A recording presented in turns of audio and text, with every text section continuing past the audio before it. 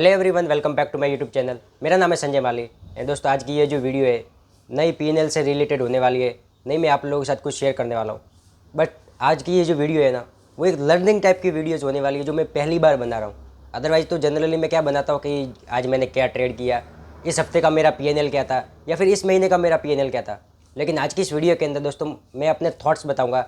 And एक चीज़ जो मैं कंटिन्यूसली पिछले 1 साल से कर रहा हूँ, एंड बहुत सारे लोगों के उस कमेंट भी आते हैं कि आप $5 का रिस्क ही क्यों लेते हो। आपके पास कैपिटल भी है लगभग 117-118 डॉलर के आसपास, फिर भी $5 का रिस्क ही आप क्यों ले रहे हो। मतलब हम आप लोगों को 5 से 6 महीने से देख रहे हैं, आप अपना कैपिटल इंक्रीज़ क्यों नहीं कर रहे हो। क्योंकि आप तो प्रॉफिटेबल भी हो, हर महीने ग्रीन के अंदर क्लोज भी कर रहे हो, फिर भी आप अपना कैपिटल जो है उसको इंक्रीज़ क्यों नहीं कर रहे हो। ऐसा क्यों नहीं कर रहे हो कि आप एक ट्रेड के अंदर 10 से 15 डॉलर का रिस्क नहीं ले रहे हो। तो दोस्तों, आज की इस वीडियो के अंदर मैं आप लोगों को ये बताने वाला हूँ कि मैं अपना रिस्क जो है वो इंक्रीज़ क्यों नहीं कर रहा हूँ। मैं क्यों एक ही जगह पे स्टक हो चुका हूँ। एंड ऐसा तो नहीं है कि मेरे को भी मज़ा आ रहा है $5 का रिस्क लेने में, मेरे को फ़र्क भी नहीं पड़ता इससे, क्योंकि $5 से कोई घर नहीं चलेगा, उसके लिए ज़्यादा रिस्क लेना पड़ेगा। लेकिन मैं क्यों नहीं ले रहा हूँ, एंड मेरा गोल क्या है कि आगे मुझे क्या करना है, मुझे मैं एंड मैं अपना कैपिटल कब इंक्रीज़ करूँगा। दोस्तों, आज की इस वीडियो के अंदर कम्प्लीटली मैं बताऊँगा। सबसे पहले मैं आप लोगों को 3 पॉइंट बताऊँगा कि अभी के टाइम पे मैं सिर्फ $5 का रिस्क ही क्यों ले रहा हूँ। क्योंकि एज अ ट्रेडर $5 कुछ भी नहीं होता है, क्योंकि मैंने जब एक एक दिन के अंदर 40-50 हज़ार लॉस किया हुआ है, तो आप ये समझ सकते हो कि मेरे लिए $5 कुछ बड़ी बात नहीं है कि मेरे सामने $5 का लॉस चल रहा है, $10 का लॉस चल रहा है। क्योंकि वो चीज़ें बीती हुई है हमारे ऊपर, जहाँ पर हमने बहुत सारा ज़्यादा लॉसेस देखा हुआ है। तो मुझे पता है कि मैं अगर वो गलती वापस कर दूंगा तो वापस मैं उसी जगह पे आ जाऊँगा। तो वो 3 पॉइंट सबसे पहले मैं आप लोगों को बताता हूँ कि वो 3 पॉइंट कैसे कौन कौन से कि वो 3 पॉइंट कौन से हैं जिसकी वजह से मैं अभी भी $5 के रिस्क के ऊपर स्टक हो चुका हूँ। दोस्तों, अब मैंने यहाँ पे तीनों पॉइंट लिख लिए हैं कि किन तीनों पॉइंट की वजह से मैं अपने रिस्क को इंक्रीज़ नहीं कर रहा हूँ। सो अगर बात करें पहली चीज़ की, if I am not profitable with $5 risk and $15 target, how I can say I can profitable with big capital. अब दोस्तों, मैं आप लोगों को इसका मतलब समझाता हूँ। अब दोस्तों, यहाँ पर जो मैंने आप लोगों को चीज़ कही, जो कि $5 का रिस्क है एंड $15 का टारगेट है, अगर मैं ये कंटिन्यूसली एक ही चीज़ करता हूँ एंड अगर मैं इस चीज़ से रिलेटेड थोड़ा बहुत भी प्रॉफिटेबल नहीं बन पाता हूँ, तो मैं ये कैसे कह सकता हूँ कि अगर मैं अपना कैपिटल इंक्रीज़ कर दूँ तो मैं प्रॉफिटेबल बन जाऊँगा। ऐसा तो हो ही नहीं सकता ना, क्योंकि अगर हम छोटे कैपिटल के साथ प्रॉफिटेबल नहीं है। आप लोगों ने मेरा कैपिटल देखा, आप लोगों ने मेरा पीएनएल भी देखा, जहाँ पर मैं कंटिन्यूसली अब 5-6 महीने से प्रॉफिटेबल हूँ। मतलब मैं अपने आप को छोटे कैपिटल के साथ साबित कर पा रहा हूँ कि मैं प्रॉफिटेबल बन सकता हूँ। तो अब मेरी बारी है कि मैं अब धीरे धीरे कैपिटल इंक्रीज़ करूँगा। लेकिन मैं थोड़ा सा अभी टाइम सोच रहा हूँ, वो भी मैं आप लोगों को बताऊँगा कि मैं कब अपना कैपिटल इंक्रीज़ करूँगा। लेकिन ये भी एक मेन इंपॉर्टेंट पॉइंट है कि अगर आप छोटे कैपिटल के साथ प्रॉफिटेबल नहीं हो तो आप बड़ा कैपिटल को इंक्रीज़ करके करोगे क्या। क्योंकि मेन चीज़ तो वही है, छोटे कैपिटल में भी आप सेटअप के ऊपर ट्रेड करोगे एंड बड़े कैपिटल में भी आप सेटअप के ऊपर ही ट्रेड करोगे। जस्ट फ़र्क है 0.1 लॉट, 0.2 लॉट एंड सीधा 2 लॉट।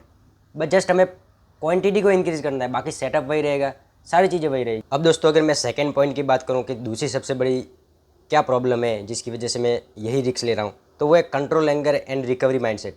अब इस चीज़ का मतलब क्या है, चलिए मैं आप लोगों को समझाता हूँ। अब दोस्तों, anger, control and recovery mindset की बात करूँ तो ऐसा नहीं है कि मैं $5 का स्टॉप लॉस ले रहा हूँ तो पहले मैंने बड़े कैपिटल से ट्रेड नहीं किया हुआ है। मैंने दिन के 30-30, 40-40 हज़ार के लॉस किए हुए हैं। लेकिन अब अपने आप को एज ए प्रूफ करने के लिए कि मैं प्रॉफिटेबल बन सकता हूँ, तभी मैं जाके $5 का रिस्क ले रहा हूँ। तब इस चीज़ से हो क्या रहा है कि अगर मैं कंटिन्यूसली $5 का रिस्क ले रहा हूँ, रिस्क को बढ़ा ही नहीं रहा हूँ, एंड कंटिन्यूसली तब तक जब तक कि मेरा एक गोल पूरा नहीं हो जाता, मैं उस कैपिटल तक नहीं पहुँच जाता, तब जाके मैं कैपिटल को इंक्रीज़ कर पाऊँ। इससे होगा क्या कि मैं अपने ऊपर सेल्फ कंट्रोल बना पा रहा हूँ कि नहीं, अगर मैंने ये चीज़ कंफर्म करी है अपने ऊपर, अपने एंगर को कंट्रोल करने के लिए कि नहीं, $5 का रिस्क मतलब $5 का ही रिस्क, इससे ज़्यादा रिस्क नहीं और इससे कम भी रिस्क नहीं। तो मतलब इससे क्या होता है कि अपने अंदर की एक जो होता है ना चीज़ कि नहीं, एक ही दिन के अंदर मेरे को कैपिटल डबल करना है, मुझे तो उतना बड़ा बनना है, एक ही दिन के अंदर सारा लॉस रिकवर कर दूँ। अदरवाइज़ क्या होता था, जैसे कि मैं बड़े कैपिटल से ट्रेड करता था, तो जैसे ही बड़ा लॉस हो गया, मन करता था कि बेचा हुआ सारा जो कैपिटल है एक ही ट्रेड के अंदर लगा देता हूँ, सारा लॉस भी कवर हो जाएगा और उल्टा बहुत बड़ा प्रॉफिट भी बन जाएगा। लेकिन ऐसा चीज़ नहीं होता है। जब से इस चीज़ को मैं कंट्रोल कर रहा हूँ, सारी चीज़ें मेरे कंट्रोल के अंदर आ रही है एंड धीरे धीरे मेरा कैपिटल भी ग्रो कर रहा है। एंड अगर दोस्तों हम तीसरे पॉइंट की बात करें, डिसिप्लिन चेक, तो ये दूसरे पॉइंट से रिलेटेबल ही है। मतलब मैं आप लोगों को समझाता हूँ। दोस्तों, डिसिप्लिन चेक का मतलब ये है कि अगर मैंने एक बार कंफर्म किया है कि मैं $5 का ही रिस्क लूँगा, भले कुछ भी हो जाए, तो मतलब 5 का ही लूँगा, तो इससे क्या होता है कि मेरा डिसिप्लिन चेक होता है। कि भाई मेरा कैपिटल बढ़ गया, फिर भी मैं $5 का जानबूझकर $5 का रिस्क ले रहा हूँ। भले मेरी कैपेसिटी $10, $15 या $50 तक है, लेकिन फिर भी मैं अपने आप को कंट्रोल कर पा रहा हूँ। तो यही है डिसिप्लिन। एक बार डिसिप्लिन बन गया, सारी चीज़ें अपने कंट्रोल में आ गई, तो क्वांटिटी बढ़ाना कोई बड़ी बात नहीं है। आज 0.01 क्वांटिटी है, कल 1 लॉट होगा, 2 लॉट होगा, लेकिन सेटअप तो वही रहेगा जो हम एक्चुअली के अंदर यूज़ कर रहे हैं। जस्ट क्वांटिटी का फ़र्क है, एंड क्वांटिटी ऑटोमेटिक बढ़ जाएगी अगर हम डिसिप्लिन के अंदर आ रहे तो आई होप करता हूँ कि आप लोगों को मैंने सारे तीन पॉइंट बता दिए, आप लोगों को समझ में आएंगे। अब मैं आप लोगों को बताता हूँ कि एक्चुअली के अंदर मैं अपनी क्वांटिटी को इंक्रीज़ कब कर रहा हूँ, क्योंकि $5 से घर तो चलेगा नहीं, हमें क्वांटिटी तो इंक्रीज़ करनी पड़ेगी।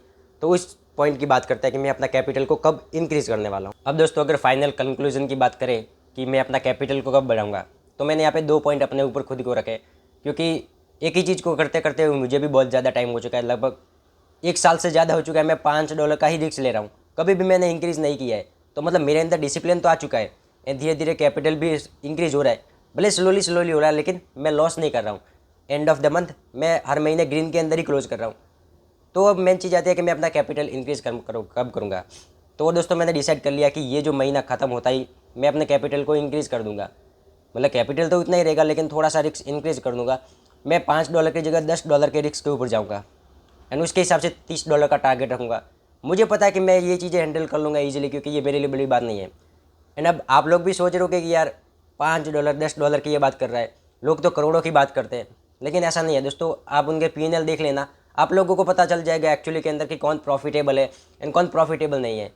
अब मेन चीज़ है डिसिप्लिन। मुझे आज भी पता है कि भाई क्वांटिटी बढ़ जाएगी, मैं उस चीज़ को हैंडल कर सकता हूँ, क्योंकि मैंने प्रीवियस इतने लॉसेस किए हुए कि अगर मेरे सामने 50,000 के भी लॉस चल जाए तो मेरे को इतना फ़र्क नहीं पड़ेगा, क्योंकि मैंने वो पहले चीज़ें हैंडल करी हुई है। अगर आप लोगों को पता नहीं हो तो मैंने इंडियन मार्केट के अंदर काफ़ी लॉस किया हुआ है स्टार्टिंग के अंदर। तो जस्ट मैं अपने आप को कंट्रोल करने के लिए ये क्वांटिटी कर रहा हूँ। एंड इस महीने के एंड तक, मतलब ये महीना पूरे होते ही मैं अपना कैपिटल को इंक्रीज़ कर दूंगा।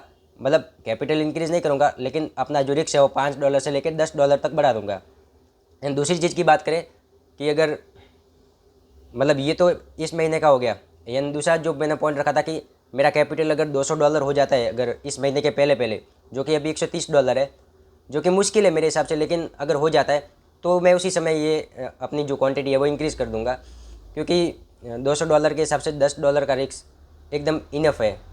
फिर मुझे $5 का रिस्क लेने की ज़रूरत नहीं है, क्योंकि मुझे पता है कि अगर मैं $10 का रिस्क लूँगा तो मेरा $200 का अकाउंट जीरो होने में मेरे को 20 ट्रेड कंटिन्यूसली लॉस में जाना पड़ेगा, और 20 ट्रेड कंटिन्यूसली लॉसेस के अंदर जाएंगे नहीं। इतना तो अपना खुद को भी अपने सेटअप के ऊपर भरोसा है।